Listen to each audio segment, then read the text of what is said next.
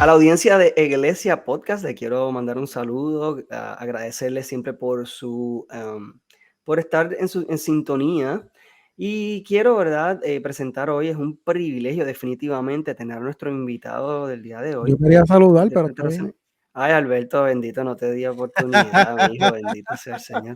Dale, saluda No, ahí. no, molestando, molestando. Saludos a todo el mundo, a todos los que nos están escuchando en cualquier plataforma, sea en vivo en las transmisiones o sea después que nos estén escuchando en cualquiera de los podcasts. Bienvenidos, esperamos que esto sea de bendición. Como siempre les decimos, el motivo es que aprendan, que puedan crecer espiritualmente y en conocimiento. Así que sin más preámbulos, Wilfredo. Claro, y también siempre dejando claro que nosotros no reemplazamos su estudio personal de la palabra y que es importante que nosotros no somos, ¿verdad?, la fuente de la palabra de Dios. La fuente de la palabra de Dios está en la Biblia y es importante que la escudriñemos y cada cual tenemos la responsabilidad, ¿verdad?, de escudriñarla a profundidad. El tema de hoy es un tema muy interesante. Pero antes de presentar el tema, quiero presentar a nuestro recurso del día de hoy. Es alguien de verdad que tengo un privilegio grandísimo de compartir el micrófono con él. Ha sido una persona que conozco aún desde antes de convertirme y que tuve la oportunidad de conocerle aún desde que él también se convirtiera, pero ha sido una gran bendición en mi vida que Dios ha utilizado, ¿verdad?, de manera grandiosa. Así que voy a presentar aquí al pastor Gilberto Rufat. Bienvenido, Gilberto, pastor. Eh, Espero que esto también sea de bendición para usted. Le agradezco mucho que haya aceptado la invitación y que esté aquí con nosotros. Y pues me gustaría, ¿verdad?, que usted tomara un momentito, ¿verdad?, para presentarse usted mismo. Bueno, doy gracias a Dios por esta oportunidad. Un saludo a Michael y Alberto que están con nosotros. Yo les estoy conociendo por primera vez. Esperamos que sea para bien, para bendición. Este que les habla es el pastor Gilberto Miguel Rufat. Me considero un discípulo de por vida y esperamos que, no sé, las preguntas, la entrevista, el conversatorio, este tiempo que tengamos, pues pueda ser de bendición. Pastoreo en este momento dado la iglesia bíblica Jesucristo es el Señor en la ciudad de Haltom City, en Texas. Soy natural de Puerto Rico. Sigo estudiando, soy estudiante del Seminario Reformado Latinoamericano y aprovecho para darle un saludo a algunos de nuestros hermanos que nos puedan estar viendo nuevamente. La iglesia bíblica Jesucristo es el Señor en la ciudad de Haltom, Texas. Claro que sí, tremendo. El tema que vamos a estar discutiendo es Apocalipsis, entre mitos y verdades. Este libro, yo no sé, yo a través de los años yo he escuchado muchísimas cosas acerca de Apocalipsis.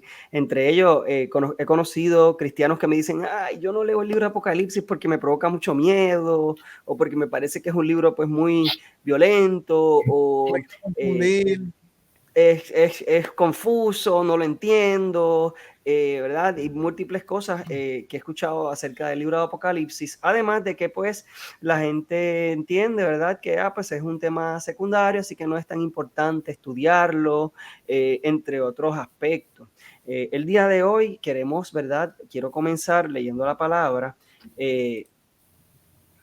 y se encuentra el pasaje que voy a estar leyendo en 2 de Timoteo 3, 16, 17. Es un pasaje muy conocido, sin embargo, ¿verdad? Yo creo que debe ser la base de nuestra vida.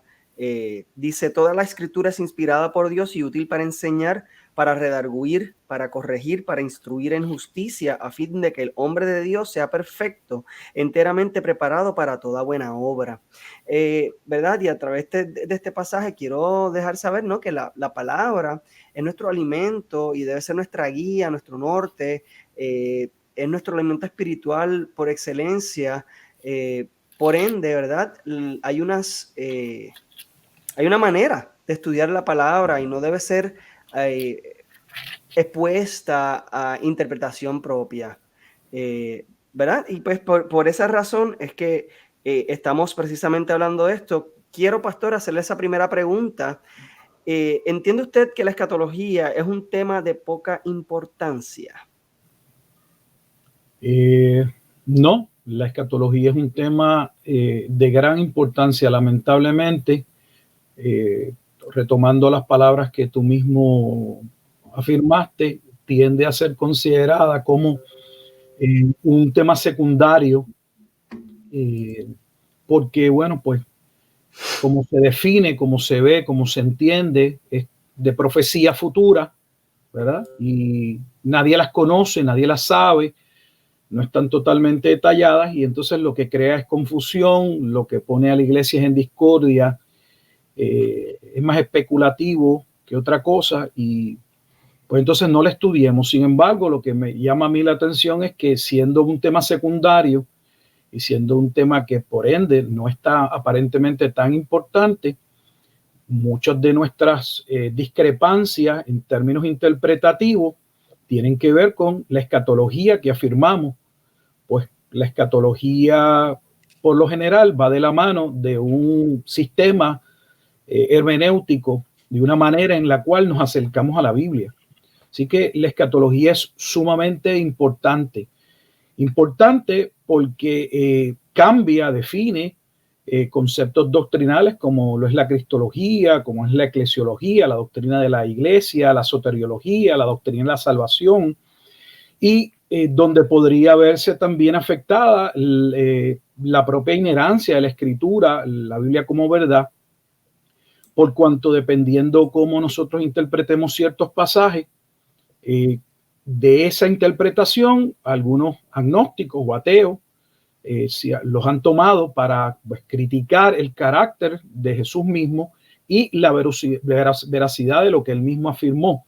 Así que es un tema sumamente importante. Yo creo que a veces lo que tenemos más es miedo que otra cosa a acercarnos al mismo por el temor a equivocarnos, pienso, por un lado, y pudieran haber otras razones, pero volviendo a la pregunta, si la escatología es un tema de poca importancia, no es de poca importancia. Es un tema central. ¿Cuánto y tanto entendemos la escatología como la realización del plan de redención que según Efesios fue delineado, trazado, decretado, como lo quieran ver, antes de la fundación del mundo? Lamentablemente, de nuevo, encajonamos la escatología solo a las profecías que relacionadas a ese fin o ese lo que, ¿verdad?, entendemos como el final de la humanidad hacia, dependiendo de la escatología, el estado eternal, el milenio, y puntualizamos ese punto, pero realmente la escatología abarca todo lo que comprende ese soberano plan eterno de Dios en Cristo. Así que yo no sé cómo puede entonces ser un tema secundario, es un tema realmente primario. Definitivamente. Incluso yo creo que también uno de los aspectos que ha traído tanto problema con esto, entonces que como la gente no entiende el libro, usualmente entonces las personas se van con lo que los pastores les enseñan o lo que enseñan en sus iglesias, en sus congregaciones o lo que han leído por ahí o las películas populares o los libros populares. Hay muchas novelas muy entretenidas, películas muy entretenidas al respecto. Así que las personas asumen que hay una interpretación correcta porque pues muchas personas siguen esta línea de pensamiento, etcétera. Así que eso yo creo que puede afectar más el hecho de que la gente entonces no se acerque a este libro tal vez de la manera en que deberíamos hacerlo y estudiarlo. Sí, están escribiendo en los comentarios, precisamente no voy a mencionar el nombre, pero es una... Las películas de Left Behind hasta yo las veía. Son muy populares, ¿no? Yo las vi también. Sí. Y yo me las creía, o sea, yo me las creía. Nosotros hemos contado en episodios anteriores y las personas han comentado de experiencias que han tenido donde se han levantado y de momento la familia salió por alguna razón y estaban solos en la casa y pensaron que se quedaron, que vino el rapto y entraban en unas crisis existenciales bien Me pasó fuertes. varias veces. Pero yo creo que esto denota precisamente un temor que ha sido infundido tal vez innecesariamente y tal vez por una falta de de entendimiento en este tema, como estaba mencionando el pastor. Así que antes de comenzar con la discusión general del Apocalipsis, y no solo del Apocalipsis, sino de las diferentes profecías que pudiésemos tomar para poder hablar de la escatología, yo creo que es bien importante que aclaremos lo que es el dispensacionalismo, porque tiene como una... Sí. tiene como un protagonismo en el Sí. tema popular principalmente.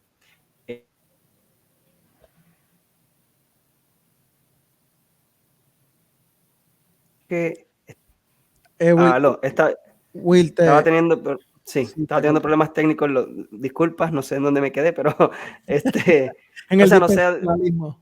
sí, el dispensacionalismo tiene como un protagonismo en la cultura popular, pero yo creo que primero es importante, ¿verdad?, que entendamos qué es el dispensacionalismo, ¿verdad?, y cómo afecta esta visión o la visión popular de la escatología. Pastor, si quiere comentar al respecto acerca de, entonces, ¿puede explicar lo que es el dispensacionalismo?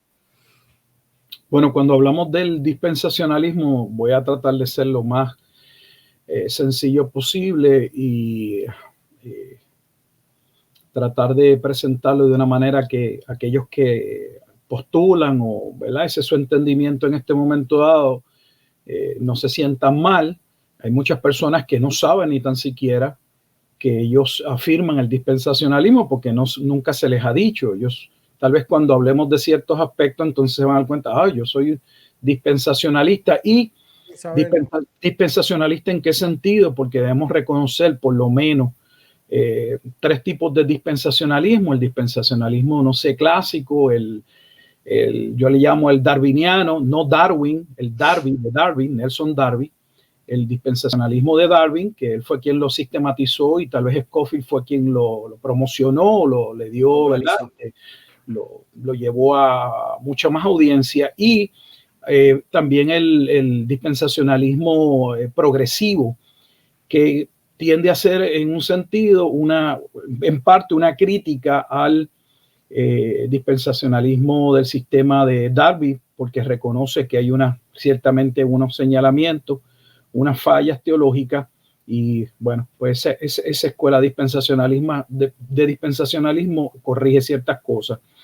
En cuanto al dispensacionalismo, está basado en la creencia en lo que son dispensaciones, y aquí vamos a ir con calma, porque la creencia en dispensaciones no necesariamente es algo malo si se entiende la dispensación como un momento dado dentro de la historia de la redención y la comunicación de Dios en un punto específico donde Dios pues se comunica al hombre y trae cierta revelación. La realidad es que podemos hablar de momentos específicos en que Dios claramente, por ejemplo, por señalar uno inmediatamente, pues se habla, por ejemplo, se habla de los pactos y el pacto con Noé. Pues alguien podría hablar que ese es un momento dado crucial y marcarlo como una dispensación, por ejemplo. Así que no hay ningún problema si cuando estamos hablando de dispensaciones, estamos hablando de un determinado momento en el cual Dios se revela, sea en juicio, sea para comunicar cierta verdad a su pueblo acerca del plan de redención. Pero cuando estamos hablando de la dispensación como un sistema que ve la historia de la humanidad desde el Génesis hasta el final, dividido, pues depende también el sistema en 7 dispensaciones más, hay de menos, donde son programas o economías administrativas que tienden a guardar una relación entre la revelación, hay un periodo de prueba y juicio. O sea, Dios comunica una revelación al hombre. Sobre esa revelación que Dios da en un momento particular, la humanidad es probada y pues la razón por la que continúan las dispensaciones, porque el hombre falla, o sea, terminan en juicio. Y particularmente, pues básicamente el dispensacionalismo tiende a resaltar que el programa o la uniformidad en el contenido de la escritura no es el aspecto de la soteriología, de la salvación, sino de la doxología en términos de la gloria de Dios. Eso es algo que ellos enfatizan muchísimo. Ellos ven que la unidad nuevamente que une esas dispensaciones es la gloria de Dios, cuando pues por lo general los reformadores tendían a verlo, aunque se fue, ¿verdad?, postulando y desarrollando posteriormente, pero entonces se tiende a ver desde el punto de vista de las doctrinas de la gracia o los reformados, como pueden ser presbiterianos, los presbiterianos o bautistas reformados, lo tienden a ver bajo ese decreto de redención o el plan de la gracia de Dios sobre la humanidad. Así que eso básicamente, nuevamente, las dispensaciones no son malas si con ellas lo que estamos apuntando, lo que estamos viendo, lo que estamos señalando es un momento en particular donde Dios se comunica con el hombre. Hay una revelación y claro, sobre esa revelación Dios va ciertamente a juzgar al hombre, a demandar del hombre algo.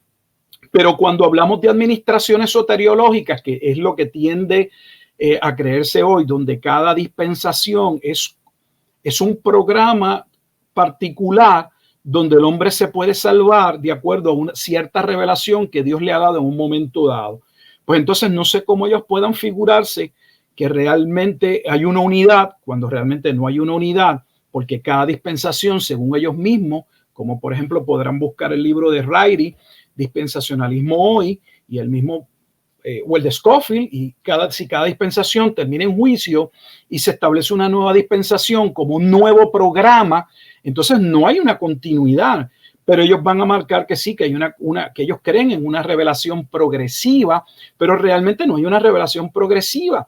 Lo que hay es una nueva dispensación, y esa dispensación básicamente, por eso dije mayordomía o economía, porque viene de la palabra básicamente oikonomos o economía, y en el Nuevo Testamento hay varios versículos que usan la palabra oikonomía, pero hay dos particularmente que hacen referencia a un tiempo determinado en el que Dios obró, que lo es en la carta o en la epístola a los Efesios, tanto en el capítulo 1 como en el capítulo 3.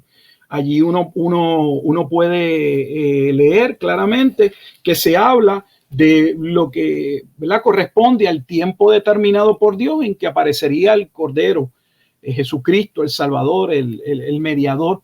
Así que no podemos negar que la Escritura en un sentido utilice esa expresión. El problema no es si la expresión puede ser utilizada, si se puede hablar nuevamente, para resumir, de un periodo de tiempo específico donde Dios se revele, donde Dios se comunique con el hombre, es si realmente cada una de estas dispensaciones son cambios en el plan de Dios. De hecho, se critica también a otros sistemas, como es la teología de los pactos, porque hay diferentes pactos. Ellos dicen, pues, que ustedes critican algo que ustedes también tienen. Aún aquellos reformados que solo postulan que hay dos dispensaciones, la dispensación de las obras antes de Adán y la dispensación luego de la gracia después de la caída. No obstante, terminan añadiendo una tercera, y es la doctrina del pacto del decreto de redención antes de la fundación del mundo. Y de ahí se agarran también, por ejemplo, los dispensacionalistas pretribulacionistas, básicamente la doctrina del rapto, la sistematización de Darwin, que Scofield da a entender, para decir, bueno, ustedes critican algo que ustedes tienen en menor rango, pero también lo tienen, porque ustedes hacen distinciones, y al menos tienen dos distinciones en las que casi todos sus teólogos están de acuerdo, y parecen dos programas diferentes, o sea, el pacto de las obras y el pacto de la gracia, como si hubiese habido un medio anterior a la caída por el cual el hombre se podía salvar por las obras, y un medio luego secundario, aunque sea un segundo, por gracia luego de la caída. Así que en ese sentido debo decir que el argumento es válido. No sé, quieran preguntar algo, no quiero que, ¿verdad?, vaya a ser un monólogo.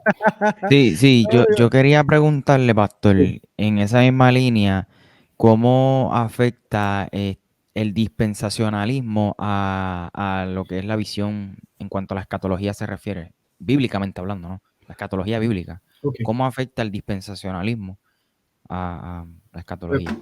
Vamos a entrar en ello. Déjame proveerles porque para, ¿verdad?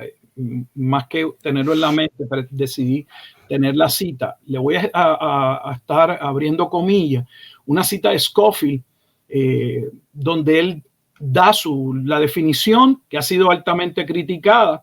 Ryrie, por ejemplo, decía que no se podía criticar a Scofield por la definición que había dado, porque pues nadie tenía todo el conocimiento y se fue elaborando. Pero bueno, Scofield planteó lo siguiente, abro comillas: una dispensación es un periodo de tiempo durante el cual el hombre es puesto a prueba con referencia a cierta revelación específica de la voluntad de Dios.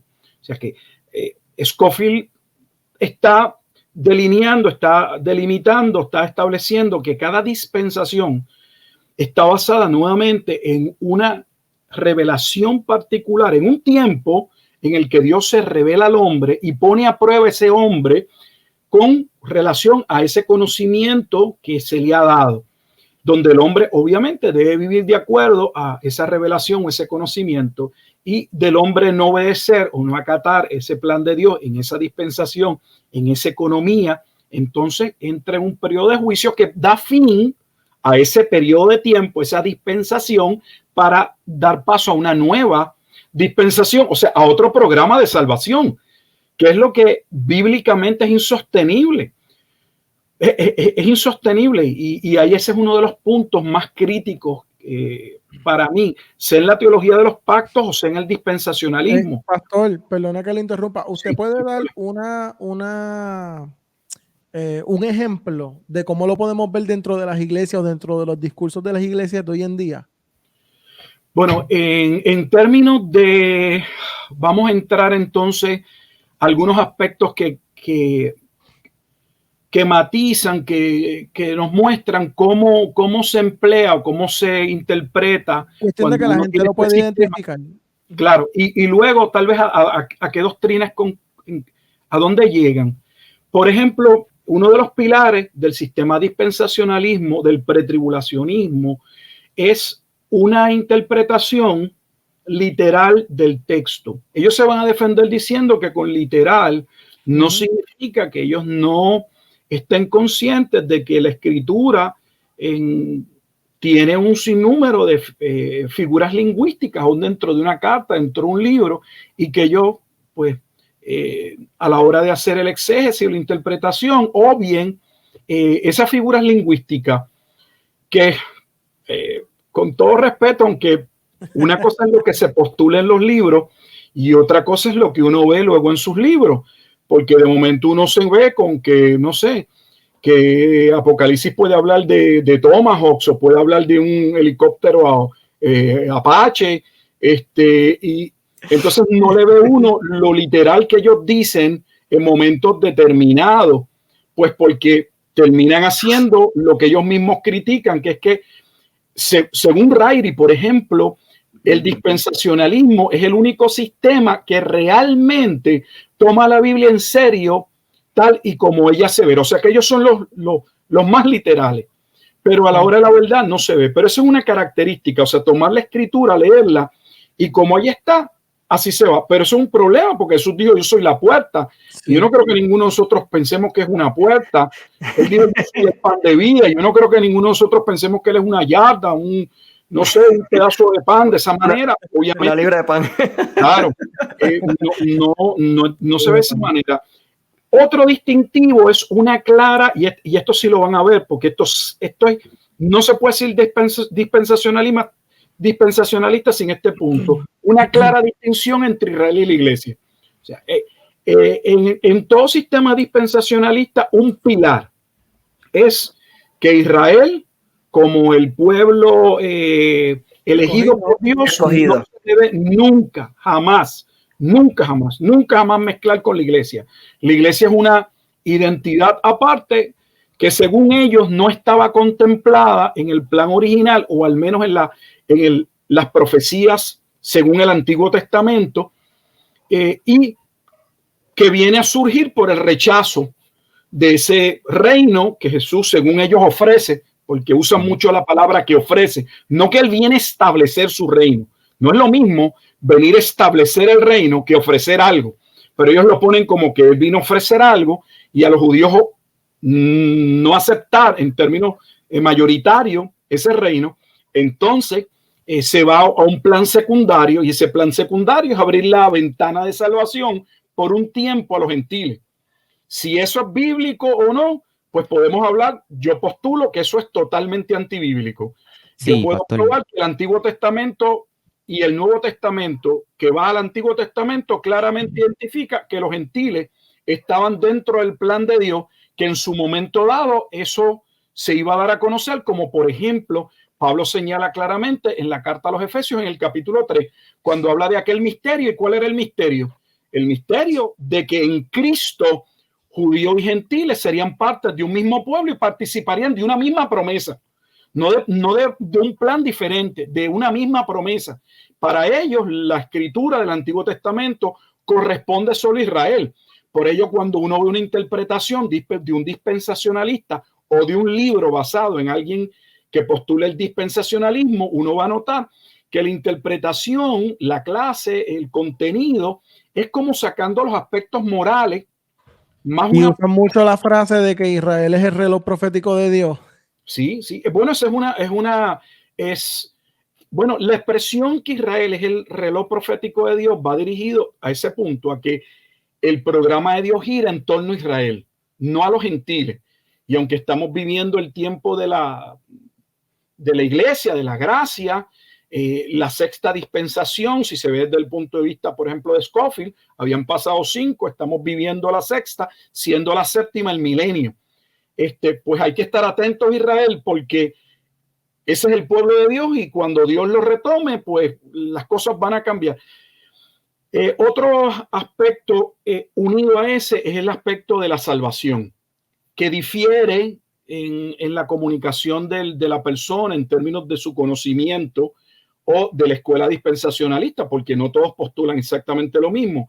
Y es la parte de la soteriología. Vamos a encontrar sectores dispensacionalistas que entienden que Israel no necesita ser evangelizado.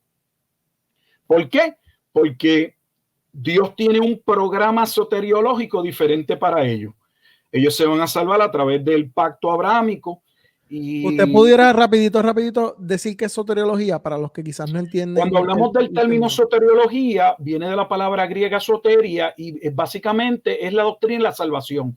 Es usando el término griego, como se habla de la eclesiología, y la eclesia es la iglesia, pues la soteriología, para que no se asusten, gracias Alberto, es bueno que sepan que eso es lo que significa. Parece una palabra rebuscada, pero no es la palabra griega para hablar de salvación. Y cuando hablamos de soteriología, estamos hablando de la salvación. Así que ellos van a puntualizar, van a llegar al extremo, decir algunos, que el pueblo de Israel se le deja al quieto, Dios va a bregar con él en su momento, Dios va a trabajar con él en su momento, y no necesita ser evangelizado.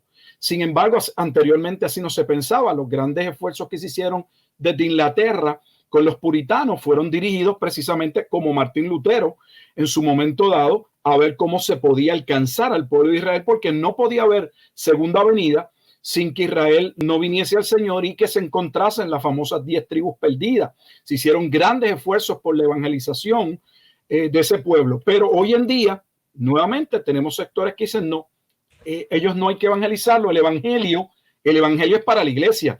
El problema es que el evangelio no es del Nuevo Testamento, el evangelio es el plan de Dios, son las buenas nuevas comunicadas en el Antiguo Testamento, realizadas en el Nuevo Testamento en Cristo. De hecho, no se puede hablar del evangelio como algo nuevo testamentario. Eso es totalmente falso. Déjame, he mencionado muchas cosas, tal vez poner algún versículo.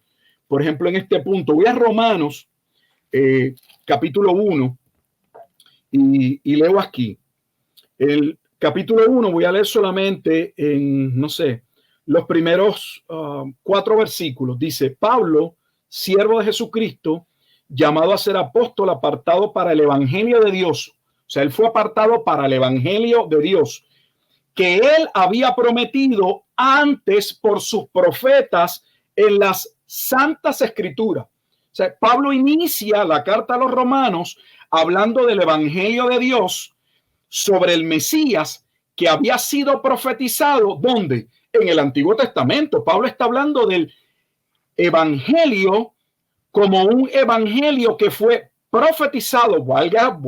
Tengo que volver a hacer el señalamiento en el Antiguo Testamento, pero la mayoría de los cristianos se les ha enseñado, creen que cuando hablamos del evangelio estamos hablando de ese plan de salvación, de ese arrepentimiento y de venir a la fe en Cristo, pero eso es un plan diferente porque ese es el plan para que los gentiles se salven, pero no el medio por el cual Israel se salva. Falso, porque esta misma carta a los romanos en el capítulo 4, claramente Pablo presenta que todos los creyentes antiguo testamentario y nuevo testamentario se salvan a través de la fe y coloca a Abraham en el capítulo 4 como un ejemplo de cómo se iba a dar la salvación. Todavía más, no solamente coloca a Abraham como que fue salvo por la fe, que queda constatado en Génesis capítulo 15, versículo 7, cuando dice que Abraham le creyó a Dios y le fue contado por justicia, sino que además se asevera, tanto en Romanos 4 como en Gálatas 3, que Abraham fue salvo siendo incircunciso, no teniendo la circuncisión.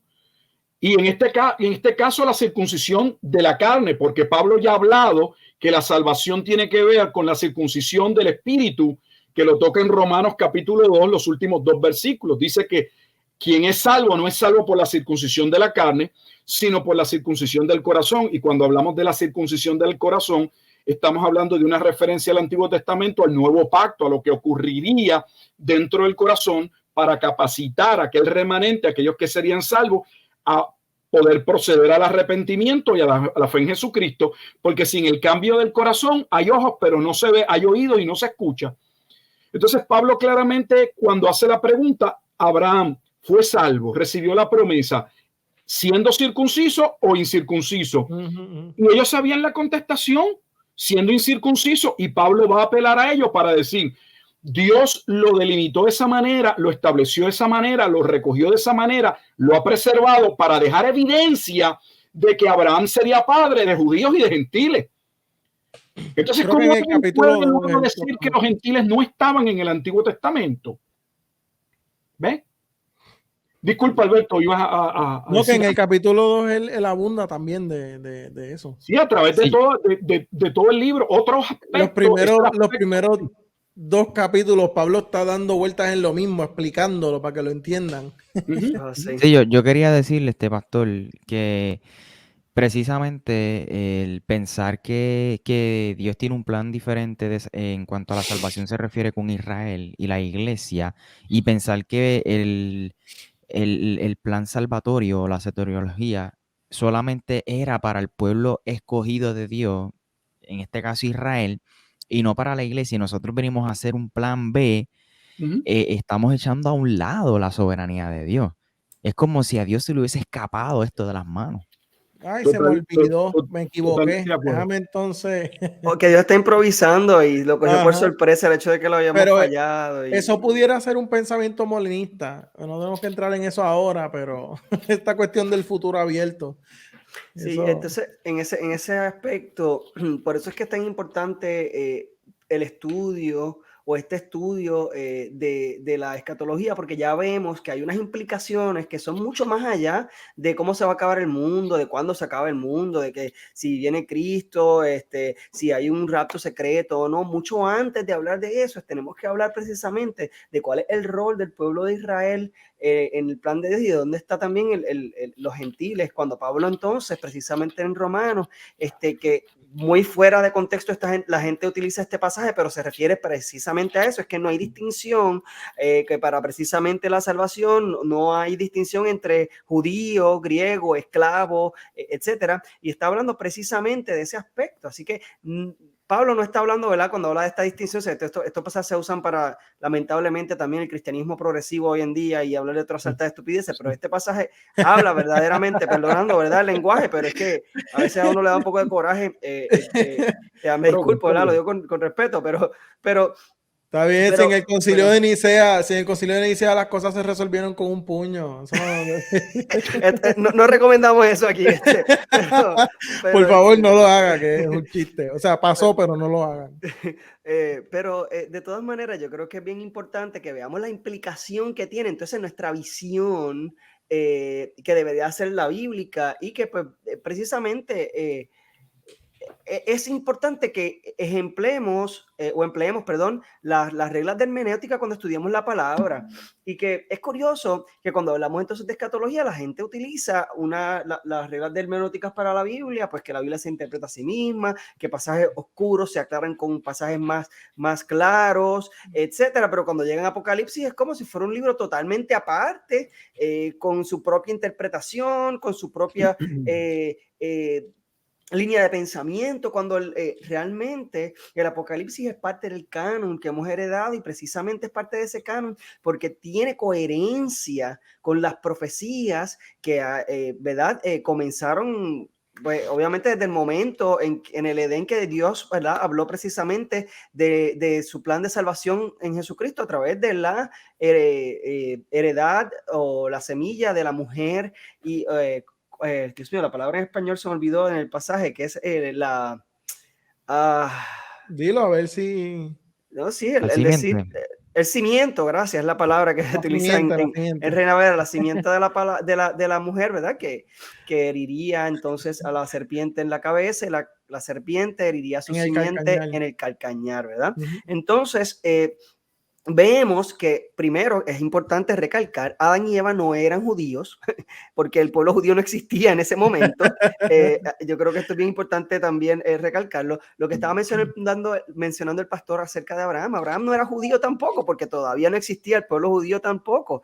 El plan de Dios ya estaba desde antemano preparado. Dios ya había creado un plan. A Dios no lo tomó por sorpresa la caída del hombre, y no ha ido improvisando a través de la historia tratando de buscar cómo salvar al pobre hombre frágil, etcétera, sino que Dios ha tenido un plan desde el comienzo que ha sido consistente, y esto sigue siendo consistente aún al hablar de la escatología, o ¿verdad?, de las profecías del regreso de nuestro Señor.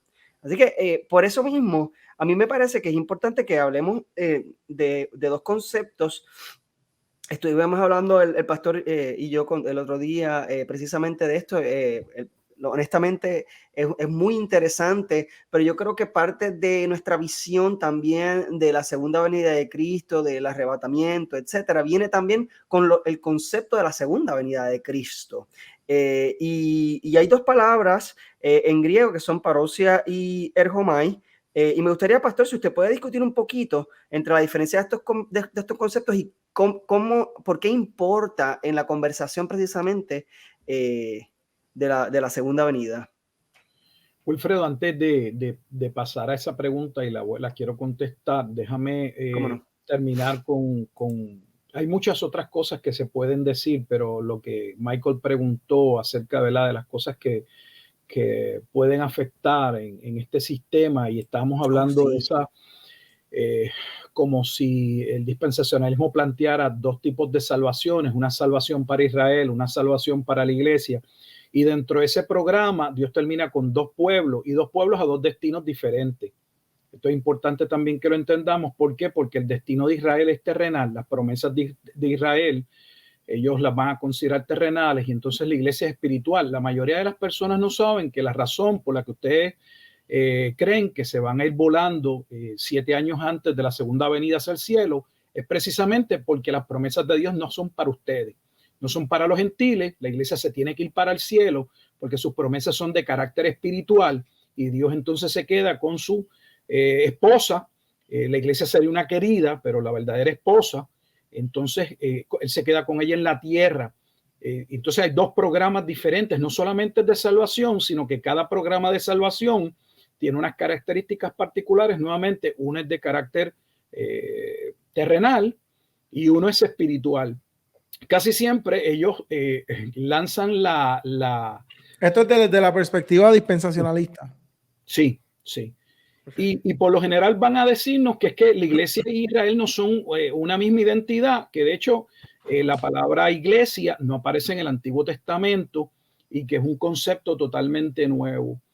No tenemos, yo sé que estamos yendo sobre muchas cosas y solo queremos más llamar su atención a que estudien tal vez en un momento podemos hablar de un punto específico para que se pueda desarrollar bien, pero el que la iglesia es un concepto nuevo testamentario, con todo respeto, o son ignorantes, miren las palabras y no me pienso retractar, o son unos ignorantes los que lo expresan, o no sé, son falsos maestros. ¿Por qué lo digo?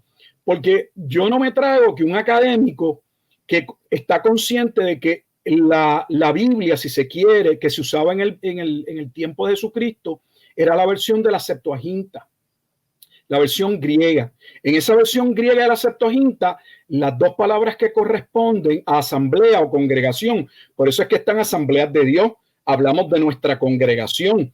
La palabra congregación, la palabra asamblea fueron sustituidas por la palabra griega eclesia. Sí que decir que la palabra eclesia no se conocía y que es un término nuevo testamentario es totalmente falso. De hecho, la prueba mayor está en Mateo capítulo 16, cuando Jesús, luego de hacerle la pregunta a sus discípulos en Cesarea de Filipo acerca de quién era y Pedro contestar afirmativamente, él dijo: sobre esta roca edificaré mi iglesia. Y usted no vaya al que ninguno de los discípulos le dijeran a Jesús: oye, Jesús, por favor, es un término nuevo, ¿lo podrías definir? Nadie preguntó qué era la iglesia, porque no había ninguna razón por eso dije lo que dije. O sea, es que con respeto, yo sé que a veces uno suena un poco chocante, pero perdone que nos riamos, pastor. No es de. Yo sé que no es de falta de respeto. Yo también me río, a veces no sé si reírme o llorar. Definitivo. Porque son mentiras. Mire, cualquiera puede hacer un estudio. Lo que usted tiene que buscar es un interlineal, específicamente una versión del Antiguo Testamento que esté codificada con Strong. Y usted busca la palabra eclesia, la misma numeración que usted va a encontrar en el Nuevo Testamento, y pone esa numeración y hace el search en el Antiguo Testamento. Si en el Nuevo Testamento la palabra eclesia, no recuerdo el número exacto, pero me parece que se menciona unas 73 veces, 72 veces en el Nuevo Testamento, hay unas 50 menciones y tanto en el Antiguo Testamento. Por eso digo que el que afirme que el término eclesia no se conocía es algo totalmente falso. De hecho, cuando el autor de los Hebreos en el capítulo 2 habla de que Cristo vino a buscar su congregación y está citando el Antiguo Testamento, la palabra que se utiliza es la palabra eclesia. Vino a buscar su iglesia, porque la iglesia significa la asamblea, la congregación, los que serían llamados a salvación. O sea que decir nuevamente, y paso a tu pregunta, que la iglesia tiene que separarse de Israel porque es un término, es un concepto totalmente nuevo, es falso.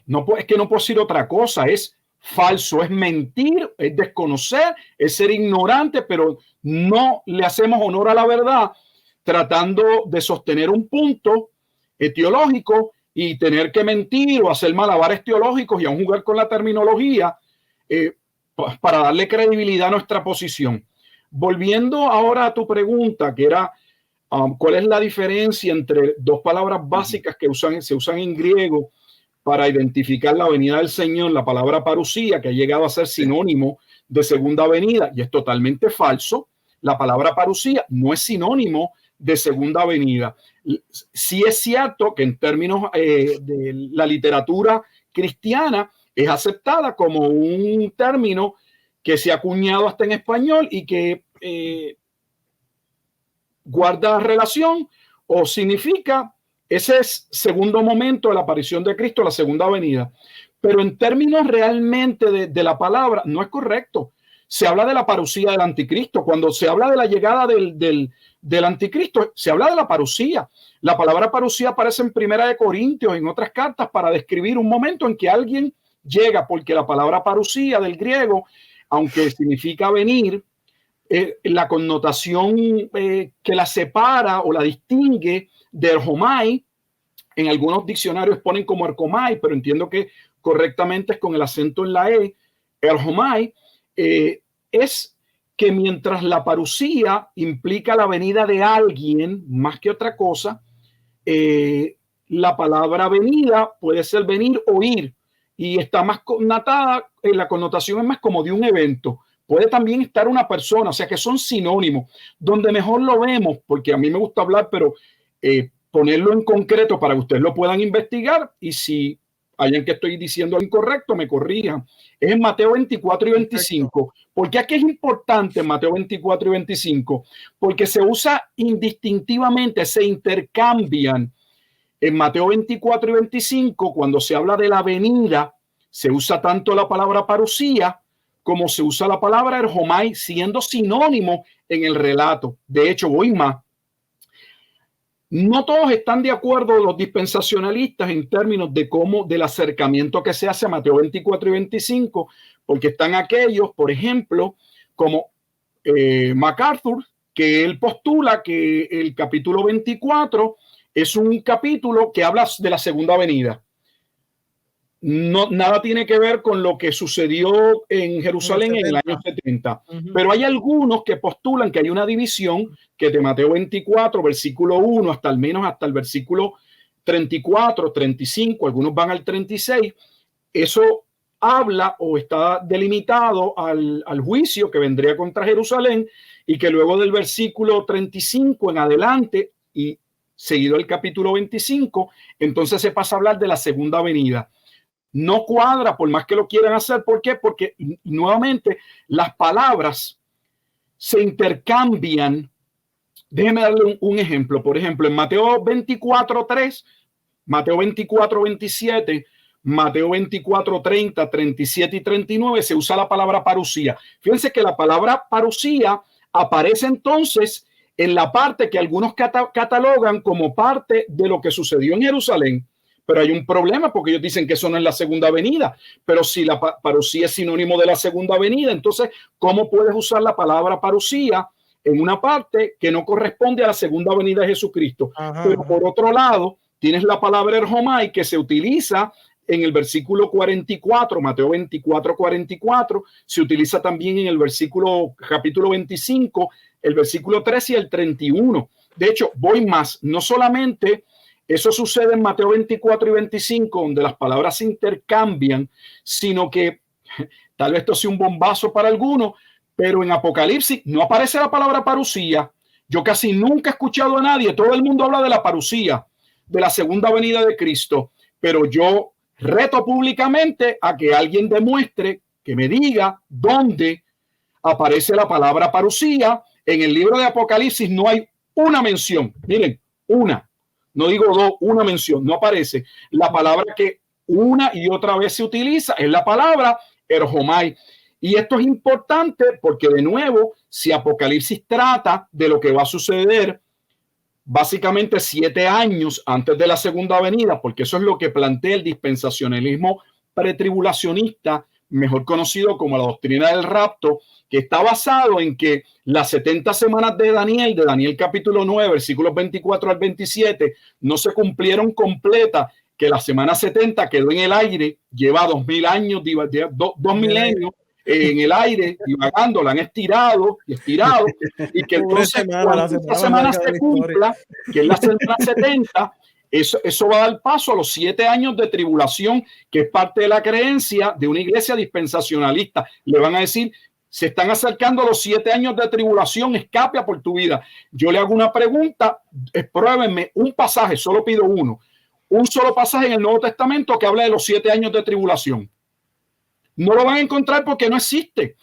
Lo que se hace es que se interpola, se saca el pasaje de Daniel y se quiere usar los 490 años, siendo las semanas de 7, para entonces decir que falta un año y que ese año son 7 años y que esos 7 años son la tribulación que antecede a la segunda venida de Jesucristo. Y por eso usted oye en su iglesia que van a haber 7 años de gran tribulación. No porque lo diga el Nuevo Testamento, sino por una interpretación que viene corriendo el libro de Daniel, capítulo 9, versículos 24 al 27. Pudiéramos decir entonces, pastor, disculpa que le interrumpa, entonces que el dispensacionalismo, o en otras palabras, la doctrina del rapto, el rapto secreto, esta cuestión de que de momento vamos a desaparecer y la ropa se va a quedar en el piso y los aviones se van a caer porque se van a quedar sin piloto. El doctor que estuvo la semana pasada es piloto, así que ese avión se va a quedar sin el doctor, sin el piloto, y van a ver como que entonces eso no es bíblico. No, de hecho no lo es. Si queremos hablar del rapto y estamos cambiando un poco el tema, a mí no me gusta primero la palabra porque no me parece que es la palabra correcta, la palabra rapto. De hecho, los adventistas usan la palabra que entiendo es mucho más correcta, de ahí sale adventista, de advenimiento. O sea, si queremos plantear que, por ejemplo, en Primera Tesalonicenses, capítulo 4, versículos 6 y 7, habla de un momento específico en la segunda venida de Jesucristo, donde los creyentes que están vivos son reunidos con los creyentes que vienen con Cristo y se juntan en el aire para descender a la tierra, a lo que es el periodo eternal, da paso a la segunda venida de Jesucristo y las cosas que se desarrollan con la segunda venida de Jesucristo, que son básicamente tres. La resurrección de todos los muertos, porque la iglesia cree que solo resucitan los cristianos. Totalmente falso. La escritura habla de la resurrección de todos los muertos. Lo que pasa es que uno puntualiza, o la iglesia señala más el aspecto de nuestro estado eterno con Cristo, pero la realidad es que teológicamente hablando, la resurrección es para todos. Así que hay una resurrección general, unos para vida eterna, unos para condenación eterna, da paso al juicio entre el gran trono blanco, un juicio que no es para la iglesia. Los creyentes no van a ser condenados, los que ya fueron perdonados en Cristo, porque sus pecados fueron redimidos, fueron justificados. Y luego entonces está el aspecto de lo que se llama el reino consumado o el estado eterno. Ya entonces los creyentes pasan a la eternidad y no a vivir en una nube en el cielo, porque sus promesas eran espirituales. No sé si hay una nube que me aguante a mí, pero o sea, el estado eterno renovado es lo que Pablo puntualiza en Romanos capítulo 8 cuando él habla de la redención y trae a colación que la propia tierra aguarda la manifestación de los hijos de Dios, porque la tierra también será redimida. ¿Por qué redimida? Porque la tierra es colocada en un estado donde entonces los santos van a vivir en ella eternamente. Por eso tienen un cuerpo glorificado. Pablo lo señala en 1 Corintios 15, que con este cuerpo terrenal no se puede vivir en un estado eterno. Lo señala en Filipenses capítulo 3, versículo 21, cuando dice que nosotros tendremos un cuerpo glorificado como el de Cristo, un cuerpo glorificado como Cristo, como el de Cristo, ¿para qué? Para vivir en el cielo. Si el creyente cuando muere va a la presencia de Dios, no necesita un cuerpo para eso, pero para vivir en el estado eterno en la tierra, sí requiere de ese cuerpo. Entonces todo depende del sistema escatológico que uno, ¿verdad?, se haya abrazado, haya creído, que lamentablemente, hermanos, el problema no es abrazar algo, porque todos de alguna forma o manera en nuestra vida creemos muchas cosas, sean porque nuestros padres no las comunicaron, las aprendimos en la escuela, las recibimos o las escuchamos en la iglesia. El problema es que gran parte de lo que nosotros afirmamos como verdades nunca han sido puestas en tela de juicio, no han pasado por un filtro, no las hemos realmente estudiado. Y si algo no lo hemos estudiado, lo menos que podemos hacer es estar abiertos. Y yo siempre le digo a las personas que hacer el ejercicio del estudio, de la investigación, siempre es positivo. ¿Por qué? Porque si al final uno se da cuenta de que uno está bien, ahora no porque tú lo escuchaste de tu pastor o porque te lo dijo tu papá o tu mamá, sino porque se desprende la escritura, vas a quedar con una doctrina, va a quedar fortalecido. Pero por otro lado es positivo si estudiando la escritura yo me percato que estoy mal, que lo que yo he creído no se ajusta a la realidad teológica, pues es positivo porque yo no quiero creer algo que no sea bíblico y que deshonre la revelación de la escritura. O sea que no debe haber ningún problema en que nosotros como cristianos hagamos ese ejercicio. Yo inicié el programa diciendo que soy un discípulo. Yo creí la doctrina del rapto, la prediqué. Wilfredo está ahí, yo fui su pastor. Sí, él sabe que yo la prediqué. Yo no voy a dar un paso para atrás como algunos que creen que ellos todo el tiempo han dicho la verdad. Nosotros con buen corazón, con buena intención, pero la buena intención y el buen corazón no hacen de la mentira una verdad. Y uno va creciendo y en ese proceso de crecimiento yo como pastor me he dado cuenta de cosas que yo enseñé, que prediqué, que son incorrectas, y a mí me corresponde ajustarme a la escritura, no ajustar la escritura. Yo no le enseño a la Biblia, le enseño la Biblia que me enseña a mí. Entonces, si eso me va a restar autoridad frente a otros, pues que me reste autoridad. Yo prefiero ser honesto. Y si encuentro que me he equivocado en algo, decirle a la iglesia, mire, hermano, yo le enseñé esto hasta aquí. La verdad es que Dios me dio la oportunidad, retomé el estudio, lo estudié. No puedo sostenerlo ya. Y punto. Porque es que a veces partimos de que hay ciertos creyentes que tienen como que la verdad agarrado, el sartén lo tienen, tú sabes, ellos son los únicos que sostienen la verdad, y eso no es cierto.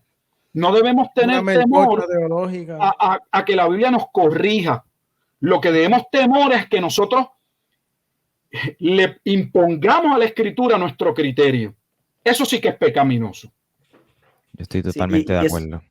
Es tan importante que precisamente por eso cada vez que agarramos un micrófono o lo que sea para hablar de la palabra de Dios, tenemos que asumir o tenemos que entender la responsabilidad tan grande que esto lleva.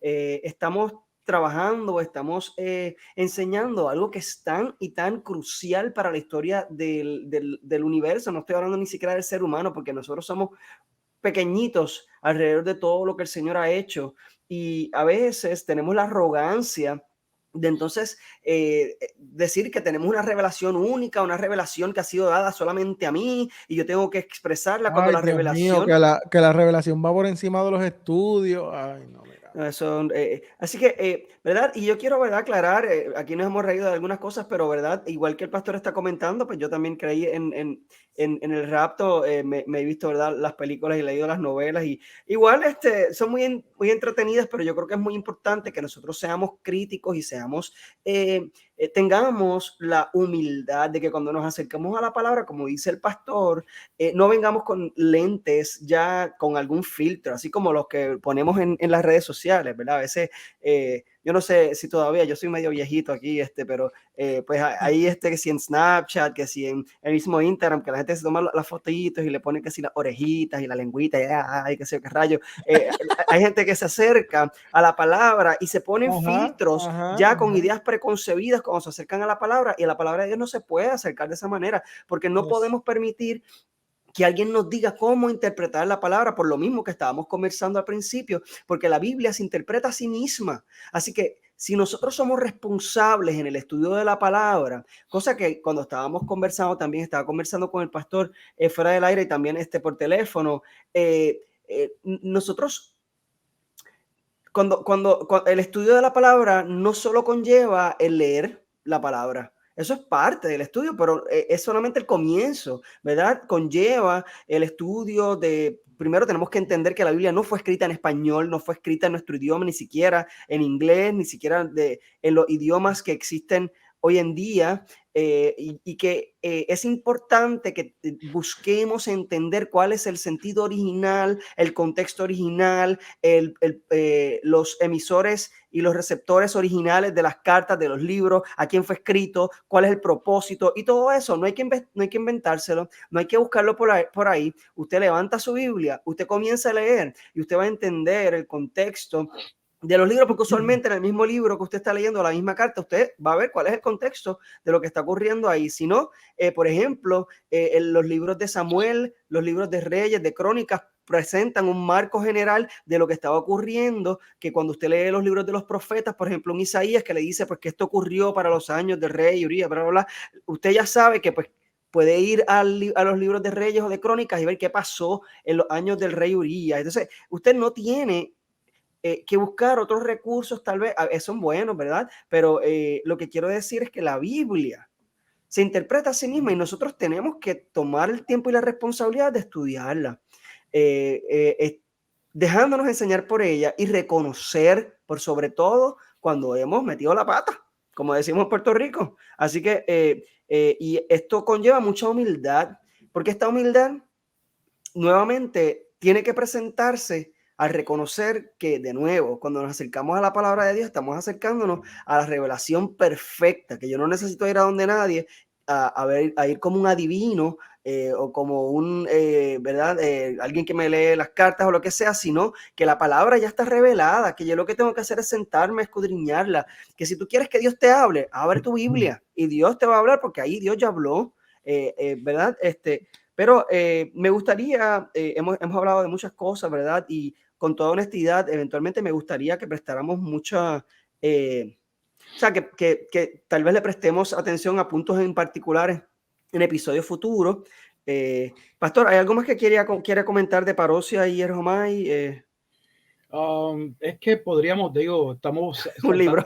si no está mal, pero es maravilloso porque, por ejemplo, darte un detalle más para que tú veas la profundidad de lo que estamos hablando.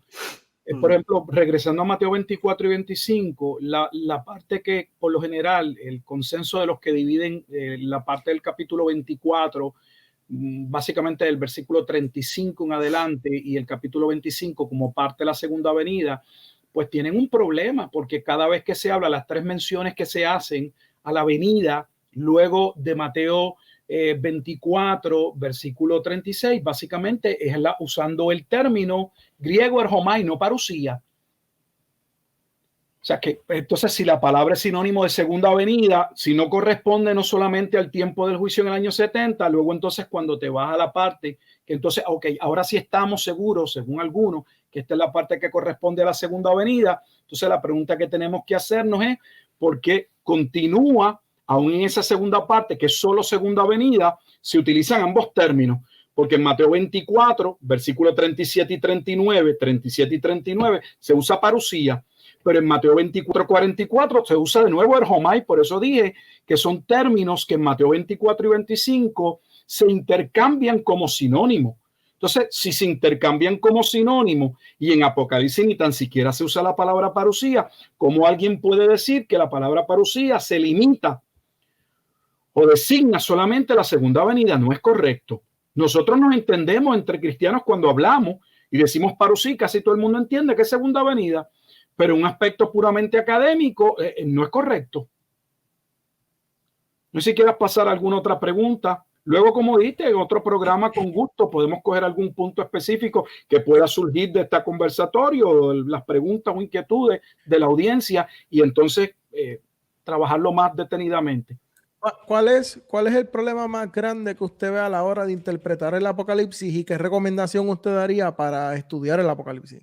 Oh, wow. Perdón. No. Oye, Alberto tira bombas. No es una bomba, es una tremenda pregunta. Mira, hay varios retos cuando uno va a estudiar el libro de Apocalipsis. Por ejemplo, mi programa doctoral, yo lo escogí, mi doctorado es en teología, pero entre la teología, pues es una rama diversa. Yo escogí el área de la escatología, o sea que mi doctorado es en escatología. Y yo escogí el libro de Apocalipsis. Específicamente una comprobación hermenéutica de quién es la gran ramera, de acuerdo a Apocalipsis 17 al 19, esos 3 capítulos, principalmente.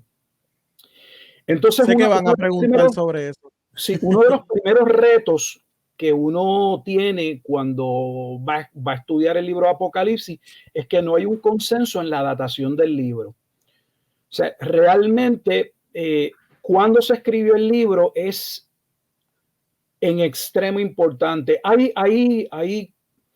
momentos en que 20 o 30 años no hacen nada. O sea, que uno podría decir, mira, este libro se escribió en el 620 o el 650 y no hay ningún problema. Pero cuando estamos hablando de Apocalipsis, no. Realmente, si se pone una fecha temprana, y por lo general la fecha temprana corresponde, algunos van menos, pero del año 60 al 70, por poner un range, delimitarlo en un espacio de tiempo, y los que creen, vamos a ponerlo del 90 al 100, por lo general colocan el 95, el último año básicamente de Domiciano. Dependiendo la datación, cambia completamente en muchos aspectos la interpretación del libro.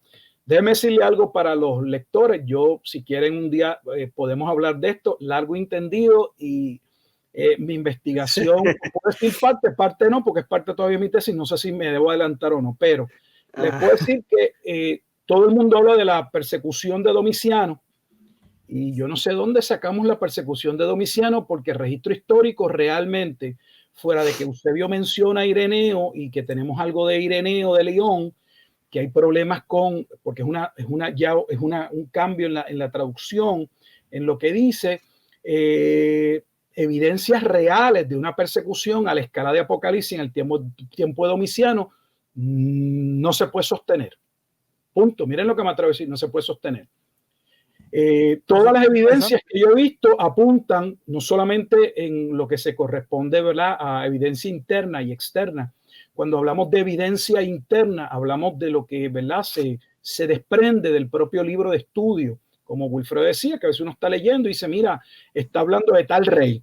Pues ubicarnos en un rey nos está ubicando en un periodo de historia, porque ese rey vivió un tiempo y espacio. Tal vez no sepamos en qué año específico del reinado, pero las circunstancias nos pueden llevar a poner un periodo de tiempo grande y luego a limitarlo a un espacio tal vez específico, porque se está hablando de una circunstancia particular. Eso sale de la evidencia interna. Por lo general, la datación de cualquier libro debe surgir principalmente de la evidencia interna, o sea, del propio libro. Pero en el caso de Apocalipsis, surge de evidencia externa, y de evidencia externa que, pues, de nuevo, podemos hablar en otro momento dado, que no es sólida como le han hecho creer a la mayoría en términos de los padres de la iglesia. Pongo un punto para que nadie crean que están hablando con ignorantes. A mí me llama la atención de que se utilice a Ireneo de León por su cercanía al escrito de Apocalipsis, porque fue un discípulo de Policarpo, y Policarpo a la vez de Juan. Ireneo nace en el 130 y tanto, y se use el argumento de Ireneo, pero Ireneo tiene un padre, hay otro padre que difiere de él, Clemente de Alejandría, que es básicamente en el mismo tiempo que él, 140 y tanto, y sin embargo se utiliza solo la posición de Ireneo para la datación del libro, y los argumentos o el conocimiento o lo que trae Clemente de Alejandría, la iglesia ni se entere. Entonces, a mí me parece que si uno va a una escena de un crimen y uno es un investigador, yo entiendo que cuando uno llega a una escena de un crimen o un accidente de tránsito, uno es un policía y uno va a un proceso de investigar y uno ve, de mirar, uno se hace una idea, si tiene experiencia de lo que pudo haber pasado, pero uno no usa su experiencia y eso que primero le viene a la mente para con eso conducirte. Uno debe esperar que recoger toda la evidencia, la que exista, y entonces vea a dónde llega, a dónde desprende, a dónde concluye, y que esa evidencia sea la que te dirija. Pero eso no es lo que se hace. Así que uno de los retos en Apocalipsis es ciertamente dónde ubicamos la fecha del libro. Otro reto extraordinario es que estoy de acuerdo, por ejemplo, con el comentarista bíblico Hans Henegraaff en su libro El Código del Apocalipsis, donde él a inicio del libro establece que 3/4 partes o más del libro Apocalipsis son referencias antiguotestamentarias. Eso significa que no vamos a poder interpretar correctamente el libro Apocalipsis si no tenemos un conocimiento del Antiguo Testamento. Y el problema es que el propio dispensacionalismo crea esa brecha. ¿Por qué? Porque el Antiguo Testamento, ser profecía solo para Israel y no para la iglesia, entonces no profundizamos, no le damos importancia al Antiguo Testamento, porque eso no tiene que ver nada con nosotros, tiene que ver con el plan de Dios para Israel. Pero es falso. La mayoría de los pasajes o las referencias a las que Juan hace alusión en Apocalipsis son pasajes del Antiguo Testamento. Déjenme poner un ejemplo para que ustedes entiendan de lo que hablo en concreto. Uno va a ver que casi todos los libros, cuando se habla el número 7, empiezan, mira, que esto es numerología, que esto es simbología. Con todo respeto, miren, yo sé que van a diferir de mí, esto no es ni simbología, ni es gematría hebraica, esto no es cábala. El número 7, la razón bíblica constatable para cuando uno parte de una base objetiva, no subjetiva, no de interpretación privada, proviene de Levítico 26. Por eso tenemos 21 juicios Básicamente son 7 juicios que del séptimo sello se desprenden que las 7 trompetas y de la séptima trompeta las 7 copas. Vemos una sucesión de 7. Esos 7 están en Levíticos capítulo 26 como parte del juicio y la progresión, el aumento en los juicios, cuando Dios le hablase a su pueblo que se arrepintiese porque estaban violando el pacto. Y dice, si ustedes no se arrepienten, yo les voy a enviar 7 veces más. Y si vuelvo y les hablo y ustedes no se arrepienten, voy a apretarlo 7 veces más. Entonces, si la escritura me dice exactamente cómo yo interpretar el 7 en el libro de Juan en Apocalipsis, ¿por qué entonces voy a buscar el conocimiento de la cábala o de la simbología? ¿Dónde en la Biblia dice que el 7 es perfecto? Sé que son los juicios perfectos. O sea, con todo respeto, y así un sinnúmero de pasajes que no los podemos entender, porque para entenderlos necesitamos una comprensión del Antiguo Testamento. Yo públicamente puedo decirlo, yo me he dado cuenta de que gran parte de mis cambios en términos de mi teología se dieron cuando yo me percaté que el dispensacionalismo que yo había creído me había separado del Antiguo Testamento. Y miren lo que voy a afirmar, al estar separado del Antiguo Testamento, estaba interpretando el Nuevo Testamento en un vacío teológico. Y cuando tú estás en un vacío teológico, ese vacío teológico algo lo va a llenar. ¿Y qué lo llena? La especulación, lo que me dijeron, lo que yo entiendo, lo que me viene a la mente. ¿Ah? ¿Cuán cierto es que pues esta idea de que está atada, ¿verdad? De alguna forma, que tiene que ver también, lo atan mucho con el infierno, que es basado en un libro que no tiene nada que ver con la Biblia, como el libro de la Comedia de Dante? Sí, sí, bueno, bueno, de la Biblia cualquiera puede decir y especular, pero esa no es la manera de hacer interpretación, porque tenemos, por ejemplo, al apóstol Pedro en Segunda de Pedro, capítulo 1, cuando Pedro sabe que su tiempo y su partida, Segunda de Pedro es básicamente Segunda de Timoteo. 2 apóstoles diferentes saben que el tiempo de su partida ha llegado. Ambos tienen una profunda preocupación en términos humanos por la iglesia. Y en Segunda de Pedro, en el capítulo 1, ¿qué hace Pedro? Decirle a los hermanos que él se va, pero que ellos no lo necesitan, porque tienen la revelación, tienen la palabra profética más segura, en la cual hacen bien en estar atentos como una lámpara, una antorcha que alumbra en un mundo de oscuridad.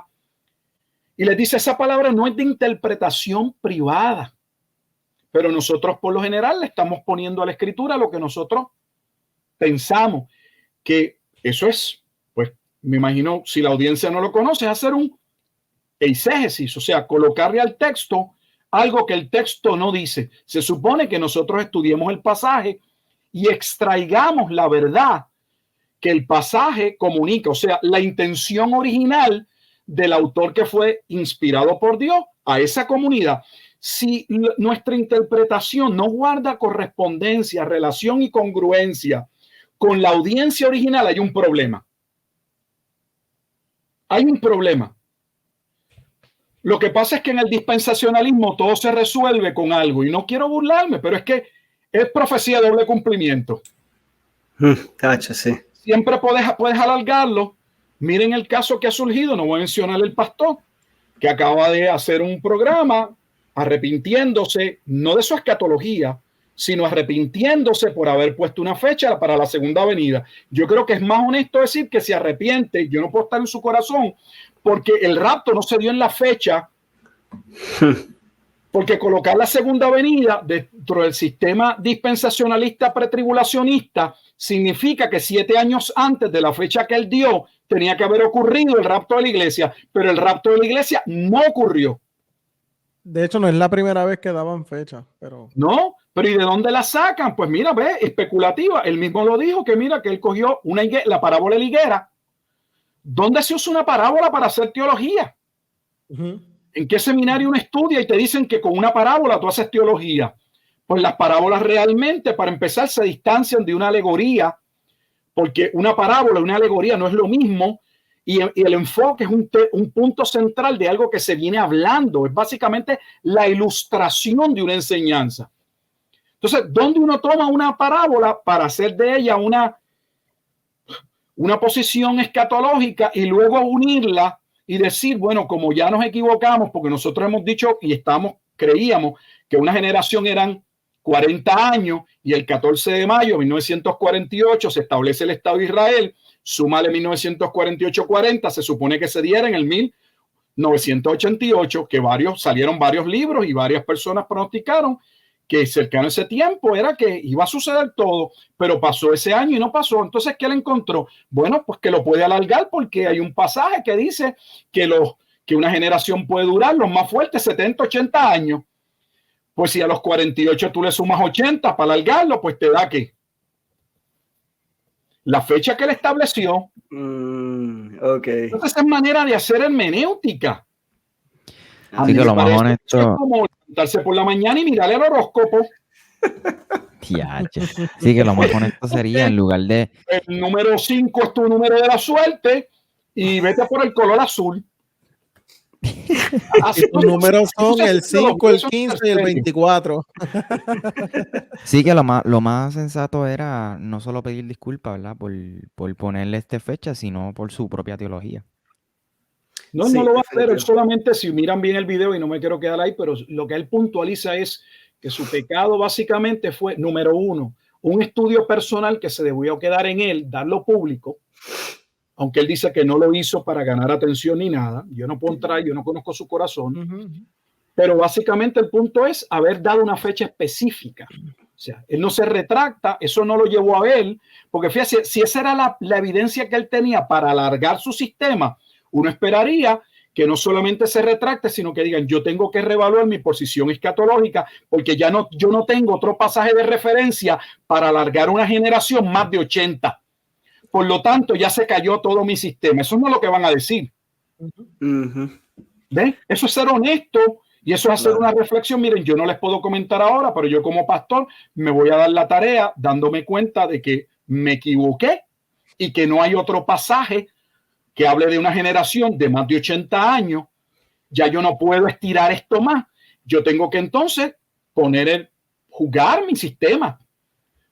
O sea, estamos hablando de algo serio. Por eso es que le decía que aunque la escatología al principio se habla como que es un tema secundario, ¿cómo puede ser un tema secundario cuando nuestras mayores discrepancias, cuando nuestros problemas doctrinales básicamente tienen que ver con nuestra escatología?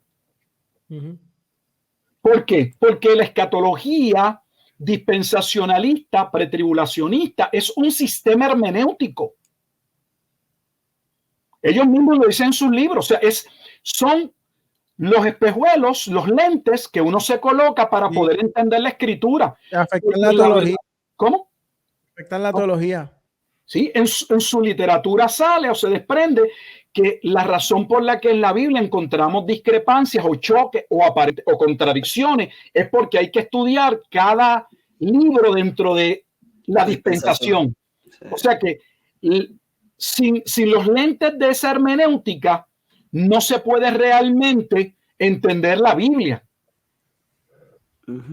Y doctor, pastor, perdóname, Wilfredo, ¿no le ibas a decir? Sí. Es que quiero ver el comentario que estamos resaltando. Sí, eso mismo, exacto. Sí. Alguien nos pregunta, ¿y qué es lo contrario a dispensacionalismo? Gadiel Emanuel. Lo que pasa es que hay varios dispensacionalismos, como dije. Si se quiere hablar del dispensacionalismo, hay un tipo de dispensacionalismo, por ejemplo, que distingue esos periodos o algunos periodos nuevamente donde Dios se comunicó. No estamos hablando de que uno no puede hablar, por ejemplo, de lo que ocurrió cuando Dios establece o habla de ese pacto Noé después de aquel juicio. No es que no podamos hablar de ese momento. Pero cuando se puntualiza, se quiere dar a entender que son cambios en el programa de redención, donde el hombre falla de acuerdo a una revelación que se le dio. Él no vive en obediencia de acuerdo a ello y entonces pasa por el juicio y como ese plan fracasó, hay que Dios establece una nueva dispensación, un nuevo plan. Oye, estamos hablando que entonces son 7 modos de salvarse, y eso sin incluir que te puedes salvar en el milenio. Porque dentro del dispensacionalismo, la segunda venida, es que decían que si te cortan la cabeza, decían que si te cortan la cabeza y no te ponen el chip y dejas que te maten, entonces pues puedes ser salvo de nuevo. Bueno, eso sería salvo dentro de la tribulación. Eso es para los que se queden. Exacto. Pero cuando se finaliza, cuando termina la segunda venida, en ese programa escatológico comienza el milenio. Y en el milenio hay salvación en alguno de esos sistemas. O sea que aún luego de la segunda venida puede haber salvación. Yo estoy seguro que si uno pregunta en una iglesia nominal, después de la segunda venida, ¿hay salvación? La mayoría de los creyentes va a decir que no, que después de la segunda venida ya no hay oportunidad, se cerró la puerta del arca, ya no hay salvación. Lo que ellos no saben es que el sistema que su pastor les está enseñando, no abiertamente, porque a lo mejor su pastor ni lo conoce completamente, postula que dentro del milenio puede haber salvación, y no solamente salvación, sino que van a haber sacrificios.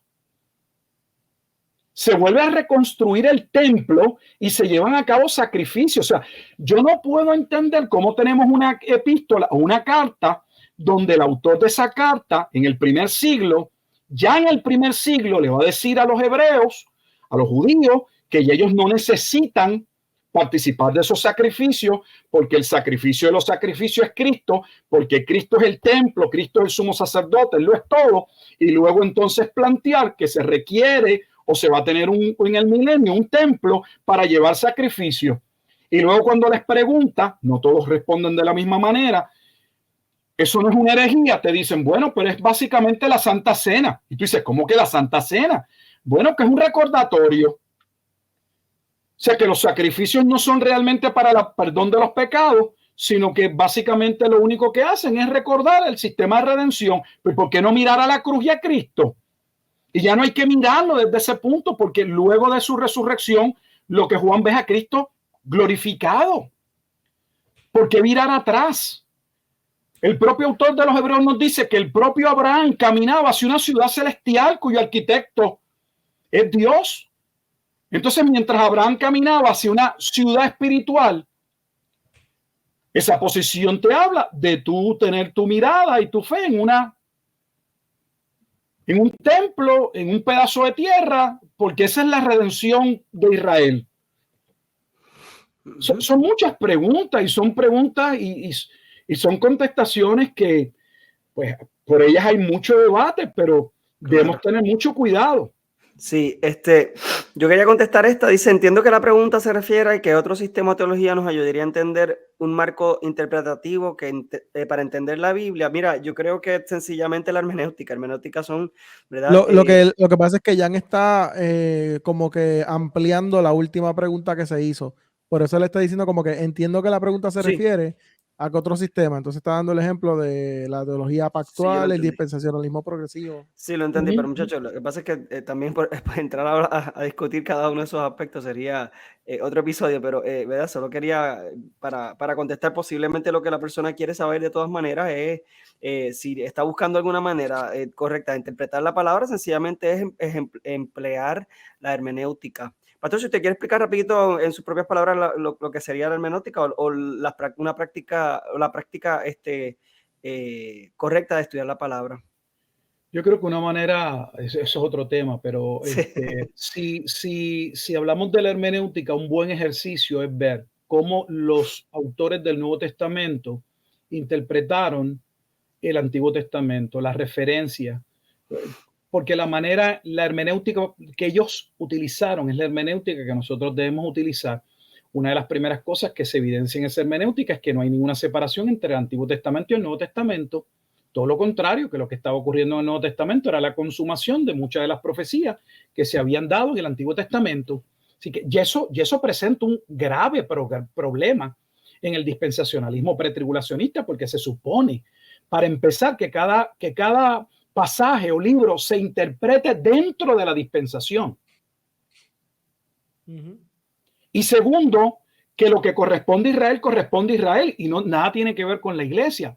Pero cuando yo voy al Nuevo Testamento, yo me percato de que esa no es la manera en que estos hombres inspirados por el Espíritu Santo interpretaban la Escritura. Por otro lado, eso también nos lleva a poder ver que la Escritura se interpretaba a ella misma, que es el principio de analogía de la fe que hablaban los reformadores.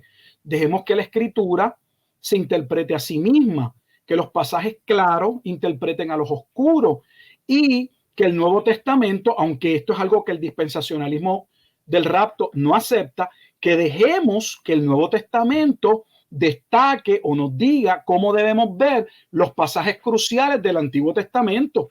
Pero la crítica o el argumento de ello es que nosotros colocamos el Nuevo Testamento por encima del Antiguo Testamento. Es que aquí no se trata de colocar un testamento por encima del otro. El Antiguo Testamento nos lleva al Nuevo y el Nuevo nos regresa al Antiguo, porque hay una relación entre eso, entre el Antiguo Pacto y lo que llamamos el Nuevo Pacto, al punto, déjeme darle un solo punto porque el tiempo ha avanzado. El Nuevo Pacto, el dispensacionalismo pretribulacionista no reconoce que el Nuevo Pacto se haya cumplido. Sin embargo, en todas las iglesias, si no en la mayoría, una vez al mes tienen la cena, la Eucaristía, la comunión, como le quieran llamar. Y cuando toman la copia hablan del Nuevo Pacto.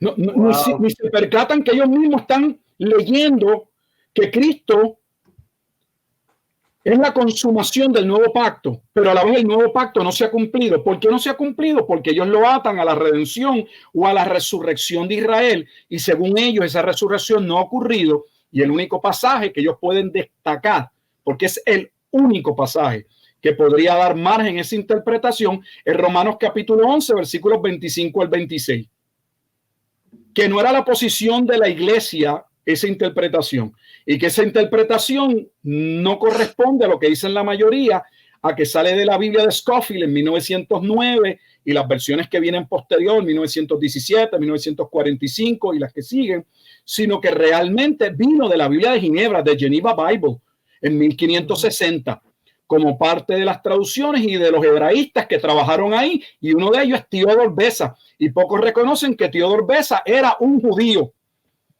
y que la iglesia en la patrística se reconoce que la iglesia luchó porque los judíos, si no pudieron destruir la iglesia, lo segundo que hicieron fue infiltrarla. Es lo que vemos en Apocalipsis, cuando se habla de la sinagoga de Satanás. Se infiltraban para cambiar. Son los famosos judaizantes en la epístola a los Gálatas. Los Gálatas, exacto. Los falsos maestros que habla Pablo en Corintios, que dice, me da vergüenza, yo fui su pastor por 3 años. Y me ponen ustedes en entredicho, pero viene otro predicándole otro Cristo que ustedes ni conocen y muy bien lo que lo reciben. O sea, ese problema no es de ahora. Ese problema está desde el Nuevo Testamento y se reconocen los padres de la iglesia. Martín Lutero lo expone con brillantez en un libro que brilla en los seminarios, que ni se menciona, que ni se toca con pinza, Los judíos y las mentiras. Básicamente ese libro para lo único que se utiliza es para decir que Martín Lutero se convirtió en un antisemita. Falso. La realidad es que si alguien se entregó por 10 años completos a la conversión de los judíos fue Martín Lutero. Pero lo que no nos cuentan es que Martín Lutero, como los reformadores, querían ir a ver si la vulgata que ellos trabajaban había una buena interpretación y tuvieron que recurrir a los lenguajes originales, no dominaban el hebreo, recurrieron a rabinos y esos rabinos los empezaron entonces a llevar al conocimiento de otras cosas, y cuando Lutero se da cuenta de cómo era descrita María, cómo era descrito Jesús, cómo el Talmud babilónico se refería a los cristianos, cuando él ve, esa es la verdad que no cuentan porque no quieren hablar de ciertos temas, porque tienen problema en decir la verdad. Cuando entonces Martín Lutero se da cuenta de estos temas, entonces los expone públicamente. Cualquiera puede... Ahí es que dicen que dicen que Martín Lutero entonces empieza a perseguir a los judíos. Sí, se ve en contra de ellos. De hecho, dice, mire, ya yo ni trato ni de que se conviertan, porque no se conviertan, son tercos. Y de un sinnúmero de razones, y podríamos no estar de acuerdo en el acercamiento o en la molestia en que Martín Lutero se encontraba en aquel momento dado, pero fuera de su molestia y de su reacción, que también hay que verla dentro del tiempo en que se dio, porque así eran las discusiones. No estoy diciendo que está bien, pero si hablaban de Perry, si hablaban de los teólogos, se decían ciertas cosas que nosotros no entendemos. De hecho, hoy nos hablamos nosotros más bonito. Y con todo eso hay personas que piensan que uno está faltándole respeto al otro. Y si tuvieran un debate, esto no saldría nunca por una cámara, porque se iría a llorar en depresión, iría debajo del canal. No, Martín Lutero claramente establece, si lo quieren ver, para unirlo a la escatología, que las 70 semanas de Daniel completas se habían realizado. ¿Dónde lo han escuchado? Búsquenlo. ¿Dónde está? Yo no lo he escuchado. Tienen evidencia en el libro Los judíos y sus mentiras, donde Martín Lutero, parte de su proceso para forzarlos a ver que ellos estaban equivocados es: ustedes saben que el libro de Daniel en el capítulo 9 profetizaba estas 70 semanas y que ustedes en el primer siglo estaban esperando el Mesías. Lo cual nadie puede cuestionarlo, es irrefutable, es una realidad que los judíos estaban esperando el Mesías en el primer siglo. Y la razón por la que lo estaban esperando era por la profecía, una de las profecías más importantes, Daniel 9, 24 al 27, porque especificaba el tiempo de la aparición del Mesías. ¿De dónde ustedes creen que vienen los magos que vienen de Oriente? ¿Vienen siguiendo solo una estrella? O había una datación y había un escrito que ya decía y aseveraba, estrellas aparecían en todo el tiempo, pero no era una estrella, era una estrella dentro de un contexto donde se hablaba que iba a surgir una persona importante. Y fueron guiados entonces para ver quién es ese individuo. Era Jesucristo de Nazaret. O sea, hermanos, son muchas cosas que uno en el proceso va descubriendo, que se mencionan, que son ampliamente aceptadas, que las repetimos, pero que cuando uno va a la investigación, cuando uno busca cuál es la fuente, no se sostienen. Eso es así. Y ese es el problema precisamente. Yo creo que por eso es tan importante que hablemos de estos temas. Y verdaderamente estoy más que privilegiado de que haya estado con nosotros hoy, Pastor. Ha sido un tema sumamente interesante. Y que no sea la primera ni la última que esté con nosotros. Bueno, la primera es que no sea la última. Definitivo. Pero gracias por la oportunidad. Lamentablemente yo pues me siento privilegiado también. Lo único que les digo, y lo digo público, es que no a mal, algunos de estos temas, la verdad que pues me siento un poquito que no los pudiéramos tratar un poco más, con más tiempo. Porque lo vamos a volver a tocar y vamos a poder profundizar un poco más. Así que no se preocupe. Pues muy bien, porque podríamos estar dejando espacios o cosas que alguien podría pensar que lo que estamos ladrando es como tirando piedras, lanzando argumentos al vacío, y no.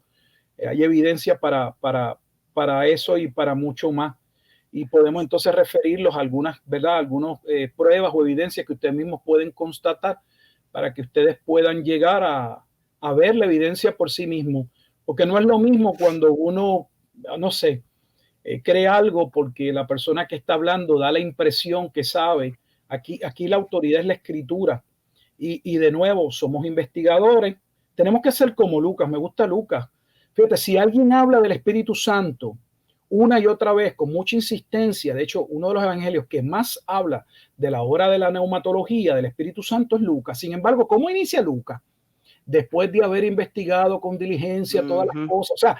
O sea, el hombre que más habla del Espíritu no ve ningún tropiezo, ningún problema en que ese Espíritu nos mueva a estudiar con seriedad y a buscar el origen de aquello que, como le dice a Teófilo, nosotros hemos creído con vehemencia, y yo lo he estudiado para decírtelo, tú sabes, para que tú estés seguro de tu fe.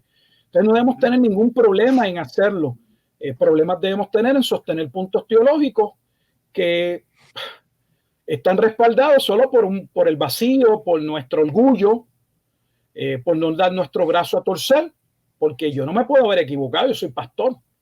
Sí, sí, eso es lo triste. Y entonces, de hecho, eso fue una de las cosas que a mí me gustó cuando estaba leyendo las confesiones, especialmente las de la iglesia presbiteriana, era esa humildad de poder decir, podemos estar equivocados y estamos, ¿verdad?, abiertos a cambiar las cosas que encontramos en el futuro, que estamos equivocados. sí, Siempre estamos, ser el eslogan. Sí, y entonces estamos. Iglesia siempre reformada. Porque ahí estamos. Sí, Aquí nadie es obra acabada. Como usted dijo también al principio, no somos obra acabada. Sí, como usted dijo al principio, pastor, pues somos discípulos y como discípulos seguimos aprendiendo. ¿Verdad? Definitivamente, mira, Emanuel le manda saludos, pastor. Saludos, Emanuel. Quería, ¿verdad?, dejarles saber que definitivamente ya de antemano el pastor y yo estábamos planificando, sí, futuros episodios. Vamos a tomar tal vez puntos en específico para que se puedan tomar con la seriedad, ¿verdad?, que requieren y con la profundidad, pero la realidad es que nuestra intención en esta noche fue que ustedes primero se interesen por este tema, que reconozcan que es un tema que, una paz, Dios mío, una parte de la teología que es muy importante que la estudiemos, que no la echemos a un lado, que no la dejemos para después, que es muy importante que nosotros la exploremos tal y como exploramos otros aspectos de nuestra fe, que debemos ser responsables al estudiarla, no dejándonos llevar solamente por una cultura popular, sino que conlleva una seriedad el poder manejarla. Eso era el interés principal. Volvemos y repetimos, ¿verdad? El pastor tiene una serie de libros. Actualmente, ¿verdad? Michael está leyendo el de la mitología. La mitología del rapto secreto. Muy Exacto. bueno, lo recomiendo. Anoche compré el que usted escribió del milenio. Sí, Jesús y el milenio, antes de la segunda venida o después de la segunda venida. Es la cosa. El pastor tiene 7 libros, ¿no?, de escatología en este momento, ¿cierto? Sí, tengo como una veintena de libros, pero del tema de la escatología, 7 libros. Sí. Hay otro... sería el 8º y ya tengo el libro Apocalipsis que no lo he sacado, que hay personas esperándolo. Sí. Déjame ver, está por aquí para que lo... Sí, el preview. Una obra extensa, tiene como un poquito corto. Ya está aquí, pero pues quiero esperar a terminar mi grado pero aquí está, es un comentario de los 22 capítulos. Pastor, esta pregunta tenemos 30 segundos para contestarla. Rápido. Según lo que usted ha estudiado, ¿cuál Juan escribió el Apocalipsis? En una fecha temprana. Yo estoy convencido. Y puedo dar las pruebas, no solamente internas, sino externas. Yo quiero que en el próximo episodio hablemos de eso, porque yo estoy de acuerdo con usted, aunque sé que los de la alta crítica piensan diferente, pero para que entonces... ¿Cuál fue su respuesta? Que no la escuché. La etapa temprana. Sí, que viene siendo el discípulo. Ok. De hecho, mira, te voy a dar solo un punto. Uno solo, rapidito.